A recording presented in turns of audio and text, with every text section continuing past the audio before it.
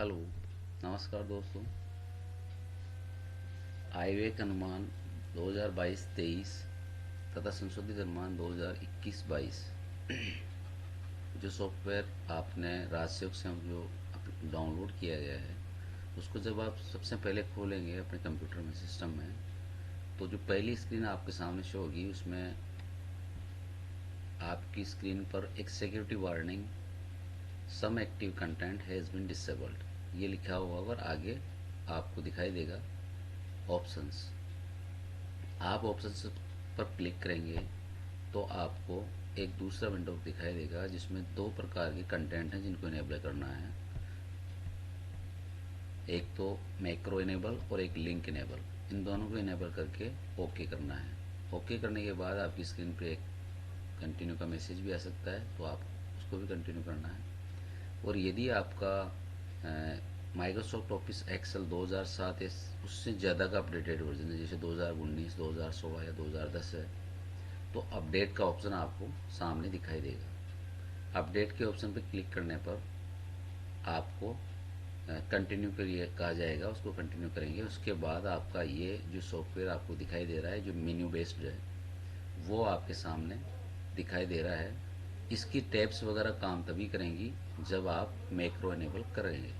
सबसे पहला काम आपको जो करना है वो है रीड इंस्ट्रक्शंस, जो आपको दिखाई देगा रीड इंस्ट्रक्शंस। आप इस पर क्लिक करेंगे तो इसके ऊपर जो इंस्ट्रक्शन लिखे हुए हैं, मैक्रो इनेबल कैसे करना है और डाटा फीडिंग कैसे करनी है, कौन कौन से पेज इस पर आप करने हैं, सारी चीज़ें इस पर लिखी हुई है। तो आप लोग कृपया एक बार इसको कंट्रोल पी करके प्रिंट कर लें और उसको पढ़ते हुए आपको बजट बनाना है। सबसे पहला काम जो आपको करना है वो प्रपत्रों का नाम जो डाटा फीडिंग करने वाले हैं वो यहाँ पर लिखे हुए हैं और प्रिंटिंग फॉर्मेट दूसरी तरफ लिखे हुए हैं। तो आपको मोस्टली डाटाबेस और एस्टिमेट में काम करना है। इन दोनों में काम करने के बाद आपका लगभग 95% बजट कंप्लीट है। सबसे पहला है डाटाबेस, जिसमें आप अपने विद्यालय का जो पद है प्रधानाचार्य का, वो जो सील होती है जो आपके प्रत्येक प्रपत्र के नीचे आएगी, उसको चयन करना है। प्रधानाचार्य हैं, प्रधानाध्यापक हैं, जो भी। उसके बाद में यहाँ पर आप अपने विद्यालय का नाम, राजकीय उच्च माध्यमिक विद्यालय है या माध्यमिक विद्यालय है या राजकीय बालिका उच्च माध्यमिक या माध्यमिक विद्यालय है, उसमें चेंज करना है। जो पीली रो आपको दिखाई दे रही है, जितनी भी पीली सेल्स में ही आपको नाम चेंज करना है। इसमें चेंज करने के बाद ये सब जो भी काम करेंगे आप, ये सारा का सारा आपके सिस्टम में कृति देव फॉन्ट 010 फॉन्ट आपके सिस्टम में होना चाहिए। फिर आप विद्यालय का नाम, जैसे यहाँ पर बगड़वा है, और कॉमा लगा करके और आपके ज़िले का नाम लिखेंगे। Office name in short GSSS GB GSS भी लिखेंगे, ये अगर सेकेंडरी है तो, और वही विद्यालय का नाम और ज़िले का नाम।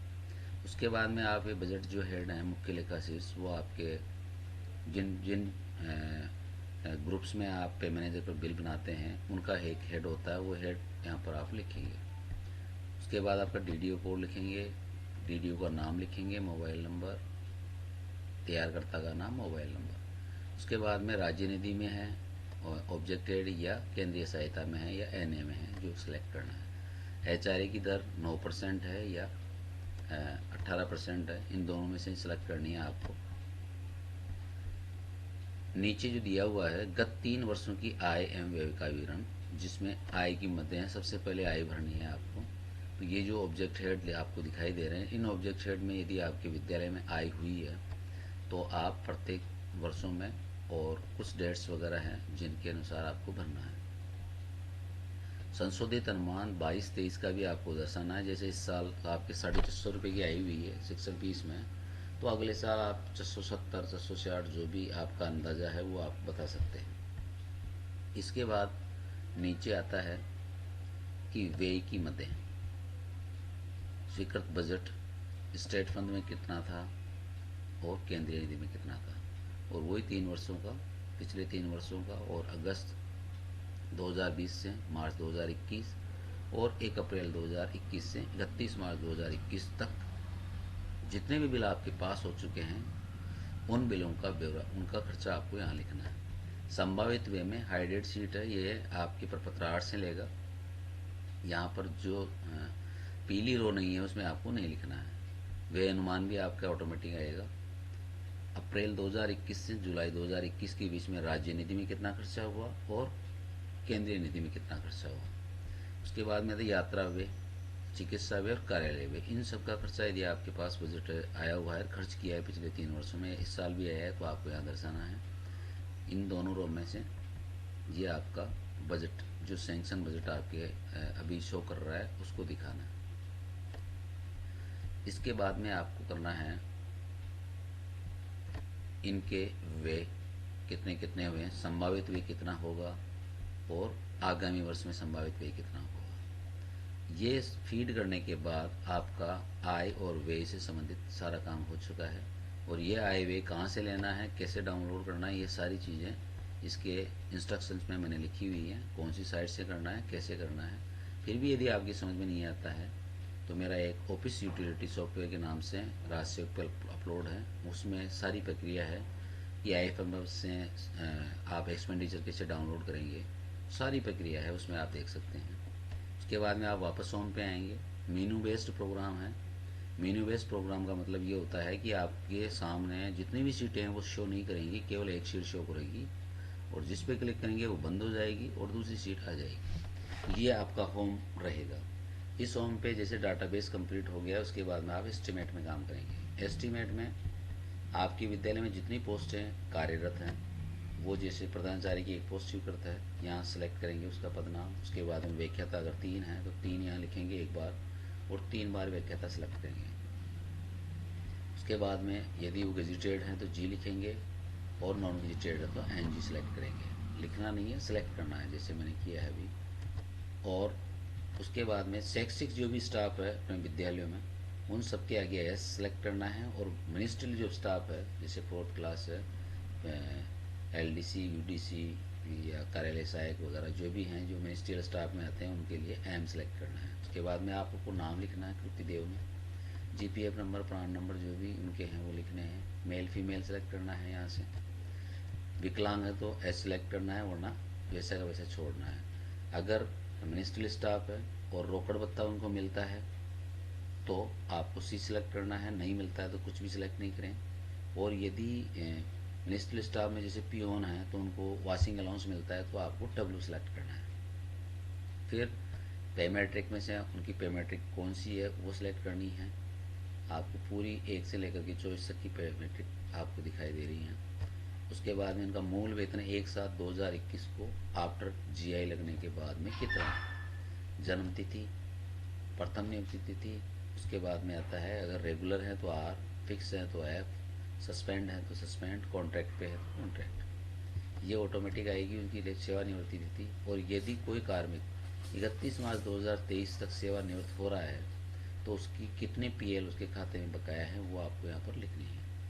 इस सॉफ्टवेयर में थोड़ी सी समस्या ये आ रही है कि अपडेटेड जितने भी वर्जन है, नया वर्जन जो लेटेस्ट वर्जन है, उनमें ये कुछ में इनकी पोस्टों की नाम पूरे नहीं आ रहे हैं। तो आप यहाँ एक काम करें, पहली जो सेल है इसमें सारी पोस्टों के नाम आपको शो करेगा ये। तो आपको जो भी पोस्ट लिखनी है, जैसे मान लो आपने वरिष्ठ अध्यापक की पोस्ट सेलेक्ट करनी है तो वरिष्ठ अध्यापक शुरुआत में सेलेक्ट कर लें, इसको कॉपी करें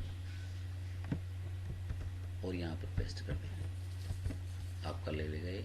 उसके बाद में अगर आप खोलेंगे तो वरिष्ठ अध्यापक का भी शो करेगा ये यहाँ पर।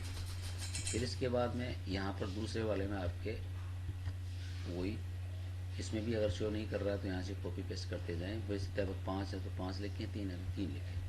फिर उसके बाद में आपको जैसे अध्यापक की पोस्ट और सेलेक्ट करनी है तो आप अध्यापक को सिलेक्ट करें और कॉपी पेस्ट इधर कर दें। और ऊपर वाली वापस जो रो है उसमें प्रधानाचार्य को सिलेक्ट करके छोड़ दें। सबसे बड़ी बात यह है कि आप इन चीज़ों को भरने के बाद यदि कोई पोस्ट आपकी रिक्त है तो यहाँ से लेके यहाँ तक के कॉलम को आपको फिलअप करना ही करना है। यहाँ पर आपको रिक्त पद लिखना है,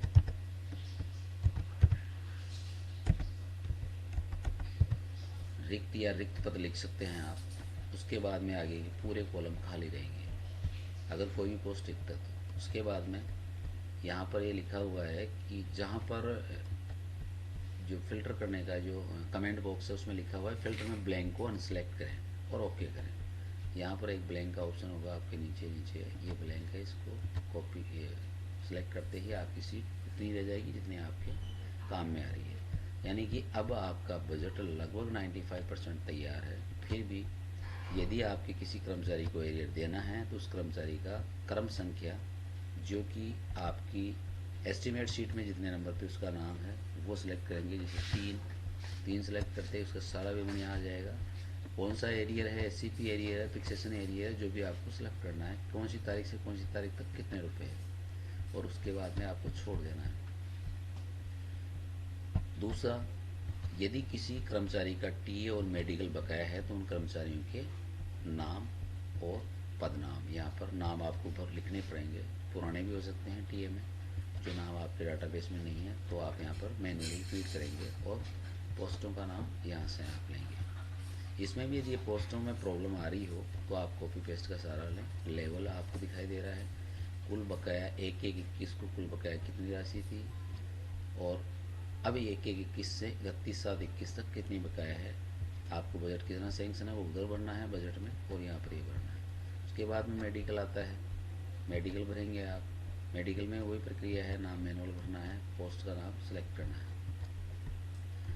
इसके बाद यदि आप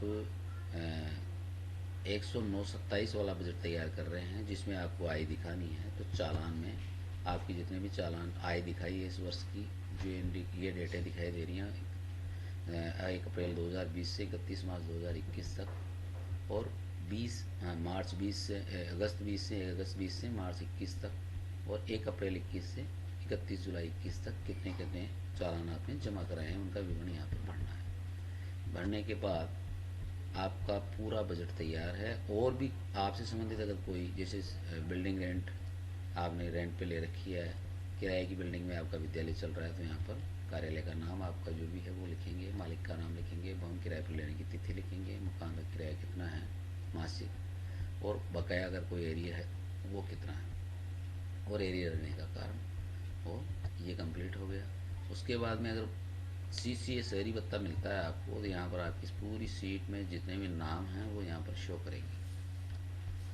तो जिन जिन लोगों को शहरी भत्ता दे है वो शहरी भत्ते की दर यहाँ पर आप लिखेंगे, और यहाँ पर वही फिल्टर में 0 को अनसेलेक्ट करेंगे, आपकी सीट बिल्कुल छोटी हो जाएगी, और ये शहरी भत्ता भी आपका इधर आ जाएगा। इसके अलावा आपको और दूसरी सीटों में काम नहीं करना है। यदि कोई डीडीओ जो केवल एक ही हैं और खुद नियंत्रण अधिकारी भी हैं तो वो इसको भर सकते हैं। तो बाकी के लिए जो जितने भी ये सीटें दिखाई दे रही हैं वो उनके लिए है, आपके लिए नहीं है। या आपके जो डीओ हैं, डिस्ट्रिक्ट एजुकेशन ऑफिसर, अगर इन प्रपत्रों में से किसी प्रपत्र की मांग करते हैं तो आप इनको फिलअप करके भी दे सकते हैं। अब इसके बाद में आपको इन्हीं प्रपत्रों में से जिन जिन प्रपत्रों का आपको प्रिंट निकालनी है उस पर क्लिक करते जाएं और प्रिंट देते जाएं, क्योंकि आपने सॉर्टिंग का काम भी कर लिया है, फीडिंग का काम भी कर लिया है, और आपका बजट तैयार है। धन्यवाद।